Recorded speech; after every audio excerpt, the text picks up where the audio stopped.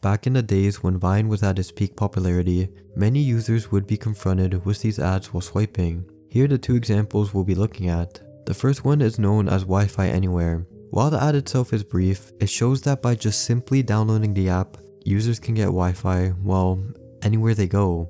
The second one is called Cool Swiper, and as the ad shows, users will be able to have this cool and unique swipe effect when swiping on their home screen. Now at the time, these features seem pretty neat. I mean, who wouldn't mind having internet access at all times? And this unique little animation while swiping on your home screen seems pretty cool. But as it turned out, both of these ads were scams. They belong to a cost per acquisition ad network known as OG Mobile.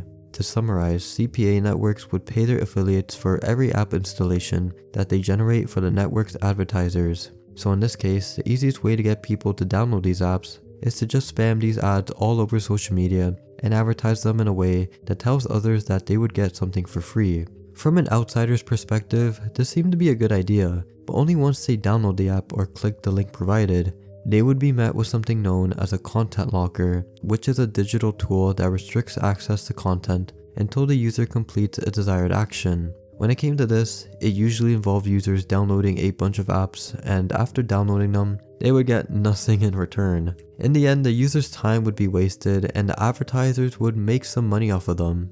Due to Vine's popularity, it only made sense for affiliates to put the ads on the platform, as many unsuspecting victims would likely interact with it. And to be honest, it did work. What I find funny is that even just taking a bit of time to just clearly look at the ad, you could see how poorly done they were. When it came to the Wi-Fi Anywhere app, the app made it seem that it was available to download on the App Store. But when it popped up on the home screen, its name changed to Wi-Fi Steal. And then at the end, the website list is called hiddenwifi.com and explains you can only download the app through the website. Same thing can be applied on the Cool Swiper ad, however this one just directs you to go on their website. And as you can probably tell by now, both of these directed you to the websites owned by OG Mobile.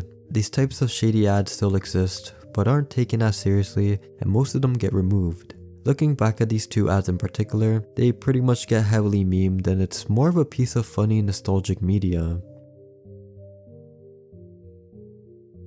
When it comes to iPhone and Apple hoaxes, there are a handful we can look at, but in this case, we'll be focusing on the iOS 8 wave. This was marketed as an exclusive feature for iOS 8 that allowed Apple users to charge their devices wirelessly through microwave frequencies. What this meant was that after updating your device, users could now charge them by placing it within a household microwave, specifically a minute and a half. It even goes on to explain how this could possibly work, and it stated that iOS 8 contained new drivers that interface with your device's radio baseband, which just somehow allows it to synchronize with microwave frequencies, and they are then used to recharge your battery. There were a ton of people who did eventually attempt this, and well, they posted the results on Twitter asking Apple why it didn't work. Now these posts could just be easily faked to garner attention, but then it became serious when local firefighters and police departments were warning people to not put their devices inside a microwave.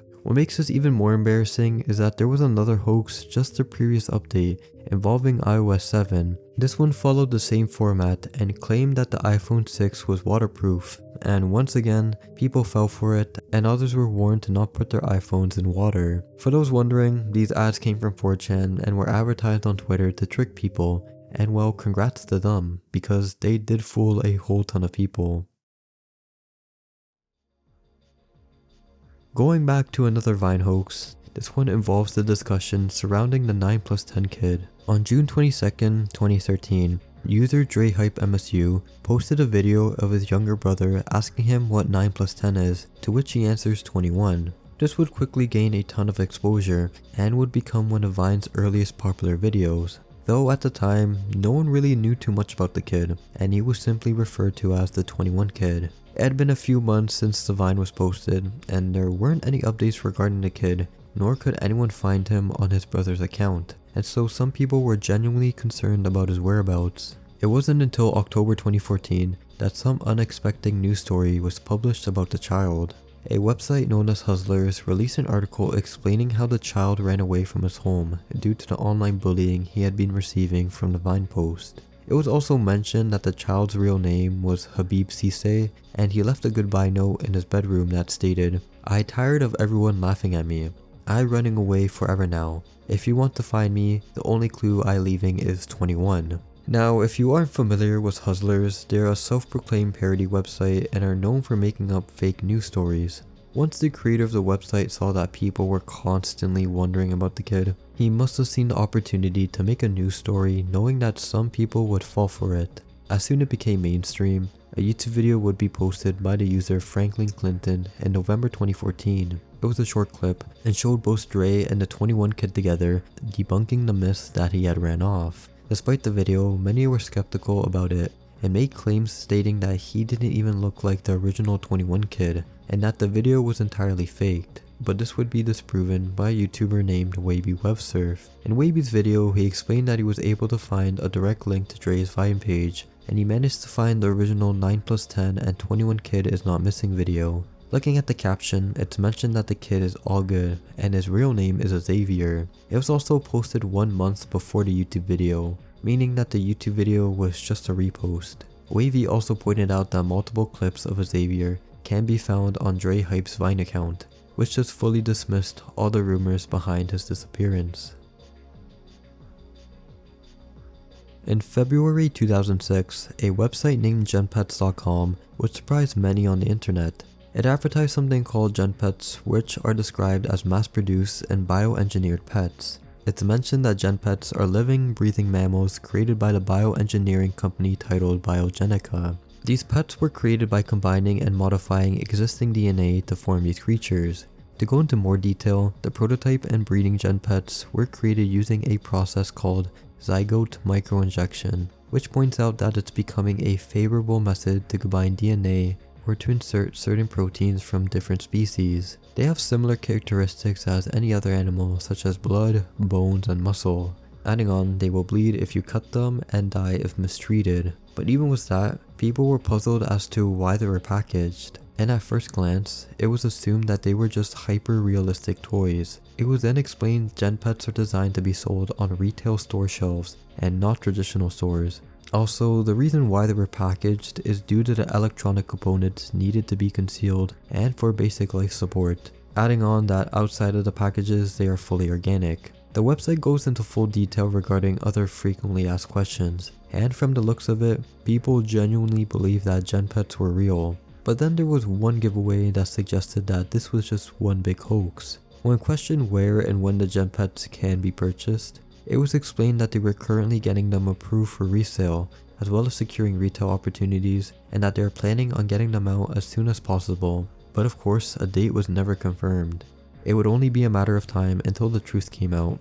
Now, to break things up, the story of these genpets being bioengineered pets was completely fake. However, the models of genpets weren't. Genpets are sculptures of artwork created in 2005 by Canadian sculptor and programmer Adam Brandes. The creations were made using several kinds of plastic, latex rubber, and polyurethane foam. To give the hyper-realistic effect, Adam hired makeup artist Crystal Pallister.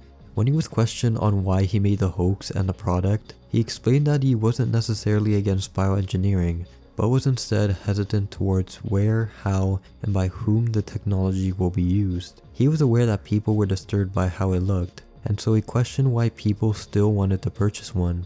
Adding on, he stated, "Why is it that people are so inclined to buy things no matter what, and what makes this concept disturbing or not disturbing to you?" Later saying that people should consider both sides of the issue and consider how we treat animals in farms and pet stores today.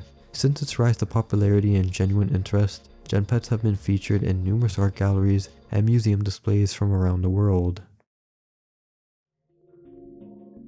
When Dong Guin released his Flappy Bird game in May 2013, he would have never expected how such a game would cause millions of players to hate on him for such an unexplainable reason. Before the creation of Flappy Bird, Dong had a day job programming location devices for taxis. When he had spare time, he worked on coding simple mobile games. As described by him, he grew up playing Nintendo games and loved the simplicity of them. When he got his first iPhone, he was a big fan of the touchscreen feature, and so he wanted to make a game for people like himself, busy and always on the move. With that in mind, in April 2013, while everyone else was celebrating Reunification Day in Vietnam, Dong spent the holidays working on a new game since his last one wasn't receiving that much attention. After getting inspiration from his last game creation, modeling the game style of paddleball, and one of his all-time favorite game series, Super Mario Bros., Dong had created Flappy Bird and was quick to advertise it on his Twitter account. As he somewhat expected, the game would receive zero attention from anyone for a couple months, until one Twitter post mentioned the game in a poor manner. But then, the unexpected happened. Flappy Bird had finally managed to gain some attention, which then absolutely exploded in popularity in mid-December 2013, and the game's rise would only continue, with it eventually being the most downloaded app in January 2014. Just to put it in perspective, Dong Quinn claimed that at one point, he was earning upwards of $50,000 through ad revenue. It seemed that Dong was the king of the world at this point, but unfortunately for him, this wasn't the case. Due to the game's fast success, Dong would constantly appear on the Vietnamese news. There was even a point where local paparazzi managed to find where he was living with his parents and were trying to get a hold of him.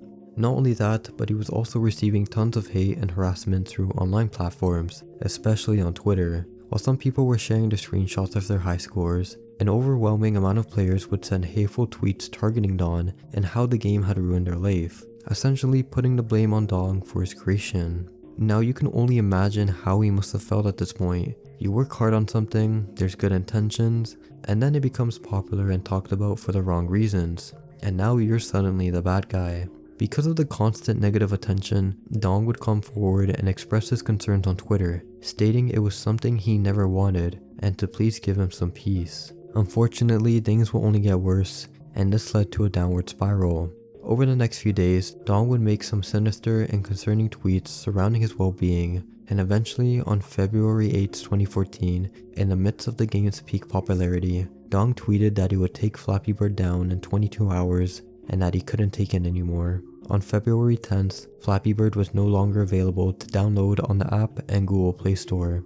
As imagined, numerous theories and conspiracies surrounding what had truly happened to Dong started to pop up. One of the popular rumors insisted that the reasoning behind the game being shut down was due to Nintendo threatening legal action against Dong for having some in-game comparisons to Mario, but this one was fully debunked after Nintendo explained that they had no involvement. Another more unsettling claim was that Dong had actually ended his own life. A new story was released on February 9th, just one day before the game was deleted, stating that Dong was found dead in his home with a gunshot wound in his head. The news story further goes on talking about how his previous tweets were hinting about his death. But once again, this was written by hustlers, and as I mentioned earlier in this video, I'm sure you guys know that this was just another fake.